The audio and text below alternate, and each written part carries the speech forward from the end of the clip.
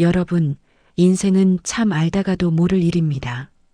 내 손에 쥔 것이 전부인 줄 알고 기세등등하게 살던 사람이 한순간에 바닥으로 추락하기도 하고 평생을 먼지처럼 죽어 지내던 사람이 마지막에 웃기도 하니까요.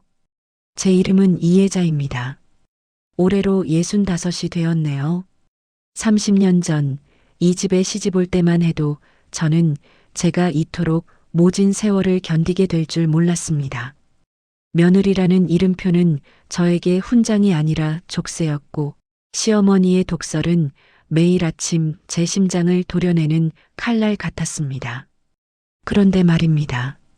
어제 시어머니가 돌아가셨습니다. 모두가 눈물을 흘리는 장례식장 한복판에서 저는 눈물 대신 가슴속 깊이 묻어두었던 비밀 하나를 꺼내 들었습니다. 평생 저를 무시하고 멸시하던 시어머니가 죽기 직전 제 손에 쥐어준 그 낡은 수첩 하나. 그 수첩이 오늘 우리 가족의 모든 서열을 뒤집어 놓을 줄은 꿈에도 몰랐겠죠. 자, 이제부터 제가 겪은 기가 막힌 이야기를 시작해 보려 합니다. 설거지 하시던 손 잠시 멈추시고 혹은 편안하게 기대어 제 목소리에 귀를 기울여 보세요. 저 이혜자의 시집살이는 시작부터 죄인이었습니다. 친정 형편이 넉넉지 못하다는 이유 하나만으로 시어머니는 저를 사람 대접해주지 않으셨죠. 결혼식 날부터 시어머니는 제 손을 잡는 대신 제 눈을 쏘아보며 말씀하셨습니다. 어디서 복도 없는 게 굴러 들어와서 내 아들 앞길을 막느냐고요. 그때부터 제 일과는 새벽 5시에 시작되었습니다. 시어머니의 까다로운 식성을 맞추기 위해 12첩 반상을 차려내고 손걸레질로 온 집안을 반짝이게 닦았습니다. 하지만 돌아오는 건 칭찬이 아니라 비수 같은 말들이었습니다. 얘 혜자야, 국이 왜 이렇게 짜니? 너는 배운 게 없어서 그런지 간 하나도 제대로 못 맞추는구나. 쯧쯧, 저러니 친정에서 뭘 배웠겠어? 시어머니의 차별은 둘째 동서가 들어오면서 극에 달했습니다.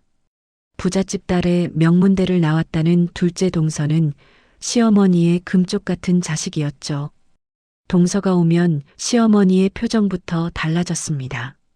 명절이면 저는 기름 냄새에 찌들어 전을 부치고 있는데 동서는 거실에서 시어머니와 앉아 하하호호 웃으며 백화점 쇼핑백을 풀어놓았습니다. 동서가 건네는 명품 스카프 한 장에 시어머니는 입이 귀에 걸리셨죠. 아이고, 우리 둘째는 어쩜 이렇게 센스가 있니? 혜자 너는 좀 보고 배워라. 너는 맨날 시장 바닥에서 산 것 같은 옷만 입고 다니니 내 얼굴이 다 화끈거린다. 예, 둘째야, 저기 주방에 가서 형님 좀 도와주지 마라. 내 고운 손 망가질라. 남편요? 남편은 그저 효자 노릇하기 바빴습니다. 제가 힘들다고 하소연이라도 하면 어머니가 연세가 드셔서 그러니 내가 참아라는 말뿐이었죠. 30년 동안 저는 이 집안의 유령이었고 무보수 식모였습니다. 시어머니는 맛있는 음식은 늘 둘째네 몫으로 따로 챙겨두셨고 저에게는 먹다 남은 찌꺼기나 유통기한이 다 되어가는 것들만 내주셨습니다. 하지만 저는 참았습니다. 자식들 앞길 망칠까봐, 그리고 언젠가는 제 진심을 알아주실 날이 올 거라 믿었기 때문입니다. 하지만 그건 제 착각이었습니다. 시어머니는 제가 가장 힘들 때, 제 친정 엄마가 위독하셨을 때조차 저를 철저히 외면하셨거든요. 그렇게 기세등등하던 시어머니도 세월을 이길 수는 없었습니다. 3년 전 갑작스러운 뇌출혈로 쓰러지신 후 거동을 전혀 못하게 되셨죠. 그때부터 진짜 비극, 아니 진짜 인간들의 본성이 드러나기 시작했습니다. 그렇게 시어머니가 아끼던 둘째 동서와 둘째 아들은 어땠을까요? 병원비가 무섭다며 애들 유학 자금이 급하다며 발길을 뚝 끊었습니다. 한 달에 한 번 얼굴 비치는 것도 생색을 내며 형님은 전업주부니까 형님이 모시는 게 당연하죠라고 말하더군요. 결국 대소변 받아내고 밤잠 설쳐가며 욕창 생길까봐 몸을 뒤집어 준 건 무시당하던 저 이해자였습니다. 3년의 세월. 정말 지옥 같았습니다. 정신이 오락가락하는 시어머니는 치매 증상까지 겹쳐 저를 때리고 핥히며 내 돈 내놔라, 이 도둑년아. 소리를 지르셨습니다. 그럴 때마다 제 마음은 갈기갈기 찢겨나갔죠. 그러던 어느 날이었습니다. 어머니가 잠시 정신이 맑아지셨던 밤이었죠. 제 손을 꼭 잡으시더니 눈물을 흘리시는 게 아니겠습니까? 평생 제 이름 대신 저것이라고 부르던 분이 제 이름을 부르셨습니다. 혜자야, 내가 잘못했다. 내가 눈이 멀어가지고 진짜 내 자식이 누군지도 모르고 미안하다. 정말 미안해. 그러면서 베개 밑에서 낡고해진 가죽 수첩 하나를 꺼내 제 손에 쥐어주셨습니다. 이거 누구한테도 보여주지 말고 장례식 끝날 때까지 내가 가지고 있어라. 절대로 그놈들한테 뺏기지 마라. 그게 어머니의 유언이 되었습니다. 그리고 어제 어머니는 숨을 거두셨습니다. 그런데 말입니다. 어머니가 돌아가시자마자 장례식장에 나타난 둘째네 부부의 태도가 가관이었습니다. 곡소리보다 먼저 나온 건 유산 이야기였죠. 형님, 어머니가 쓰시던 통장이랑 인감도장 어디 있어요? 어머니가 평소에 관리하시던 빌딩 서류도 형님이 챙겼죠? 그거 다 공평하게 나눠야 하는 거 아시죠? 형님 혼자 꿀꺽하려고 하면 안 돼요. 슬픔보다 탐욕이 앞선 그들의 눈빛을 보며 저는 소름이 돋았습니다. 3년 동안 병원 한 번 안 오던 사람들이 어머니의 시신이 채 식기도 전에 돈 계산부터 하고 있었으니까요. 제 남편 역시 동생의 기세에 눌려 제 눈치만 살피고 있었습니다. 저는 말없이 검은 상복 주머니 속의 수첩을 만졌습니다.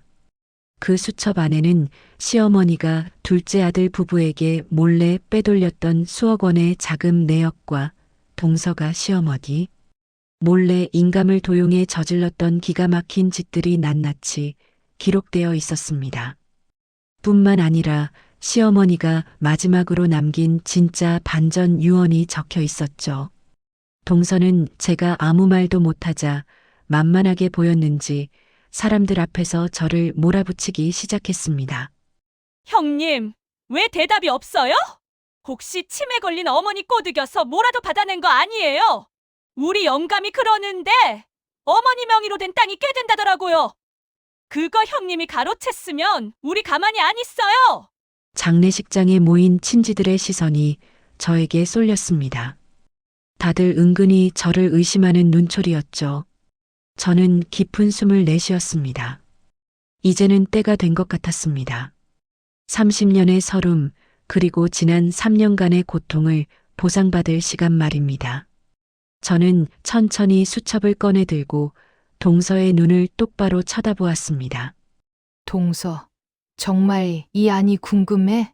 그럼 여기서 다 같이 확인해 볼까? 어머니가 마지막에 누구 이름을 부르며 돌아가셨는지, 그리고 동서가 어머니 몰래 무슨 짓을 했는지 말이야. 장례식장 귀빈실에는 찬바람이 쌩하니 불었습니다. 제 손에 들린 낡은 가죽 수첩을 본 동서의 눈동자가 파르르 떨리더군요. 평소 같으면 그 기세에 눌려 고개를 숙였겠지만 그날의 저는 달랐습니다. 30년 동안 참아온 응어리가 차갑게 식어 단단한 무기가 되어 있었으니까요. 형님, 그 수첩 뭐예요? 어머니가 치매 걸려서 헛소리 적어놓은 거 아니에요? 어디서 그런 걸 들고 와서 협박질이야? 얼른 내놔요. 동서가 제 팔을 낚아채려 달려들 때였습니다. 저는 수첩의 첫 페이지를 펼쳐 낭독하기 시작했습니다. 그건 유언장이라기보다 어머니가 제정신일 때마다 피눈물로 써내려간 고백록이자 징벌장이었습니다. 2023년 4월 14일, 둘째 며느리가 왔다 갔다 병원비에 보태라고 준 내 비상금 5천만 원을 가져가며 자기 아들 유학 자금으로 잘 쓰겠다고 한다. 내 아픈 몸을 보고는 냄새가 난다며 코를 막고 금방 나가버렸다. 혜자는 내 대소변을 받아내며 울고 있는데 내가 사람을 잘못 봐도 한참 잘못 보았다. 장례식장은 순식간에 정적에 휩싸였습니다. 동서의 얼굴은 순식간에 흑빛으로 변했고 옆에 서 있던 둘째 아들, 그러니까 제 시동생은 마른 침을 삼키더군요. 저는 멈추지 않았습니다.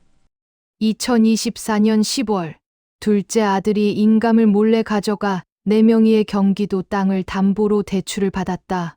혜자가 알면 놀랄까봐 말도 못하고 가슴만 쳤다. 평생 혜자를 무시했던 내 입술을 때리고 싶다. 그 불쌍한 아이가 내 마지막을 지키고 있는데 내가 아끼던 것들은 내 목에 칼을 겨누고 있구나. 수첩에는 동서가 시어머니의 명품 가방을 몰래 팔아치운 일부터 시동생이 어머니 이름으로 사채를 끌어다 쓴 내역까지 날짜와 시간이 정확히 기록되어 있었습니다. 정신이 오락가락하는 와중에도 어머니는 제가 잠든 밤 그 낡은 펜을 쥐고 당신이 저지른 과오와 자식들의 배신을 기록하셨던 겁니다. 거짓말이야. 그거 형님이 조작한 거 아니야? 어머니가 그럴 리가 없어. 형님, 당신 미쳤어. 동서가 비명을 지르며 제 뺨을 때리려 손을 올린 순간 제 남편이 동서의 팔목을 낚아챘습니다.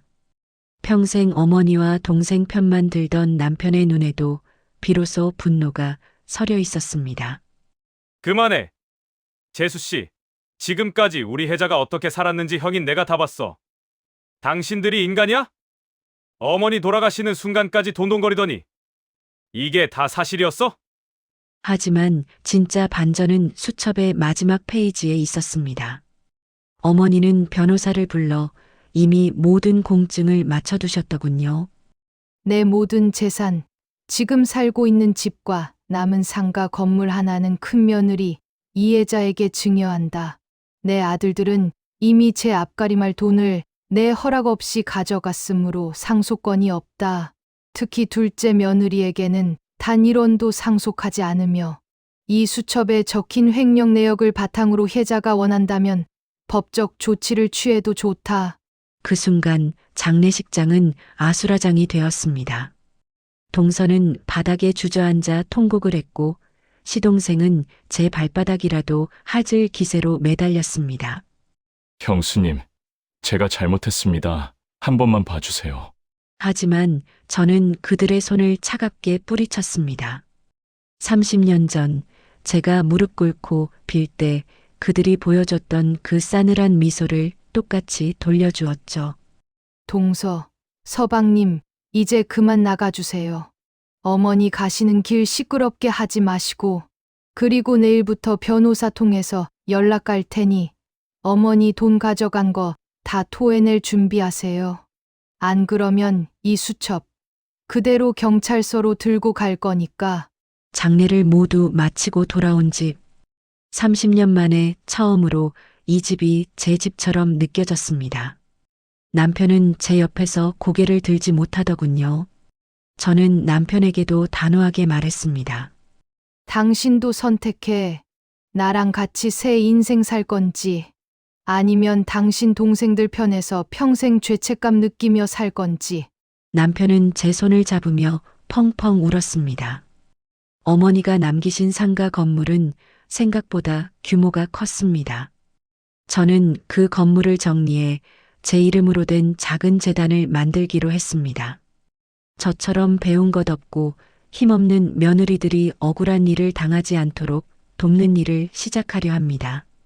여러분, 세상은 가끔 불공평해 보입니다. 착한 사람은 손해만 보고 악한 사람은 떵떵거리며 사는 것 같죠. 하지만 진실은 반드시 제자리를 찾아갑니다. 30년 무시당하던 며느리에서 이제는 당당한 건물주의자, 인생의 주인이 된 저희의 자. 어머니가 마지막에 제 손을 잡으며 하신 말씀이 아직도 귓가에 선합니다. 혜자야, 이제 내 인생을 살아라. 네, 어머니. 저 이제야 제 인생을 삽니다. 여러분도 혹시 지금 힘든 터널을 지나고 계신가요? 포기하지 마세요. 묵묵히 내 자리를 지키다 보면 반드시 당신의 손을 잡아줄 기적이 찾아올 겁니다. 오늘 제 이야기 들어주셔서 감사합니다. 모두 평안한 밤 되세요.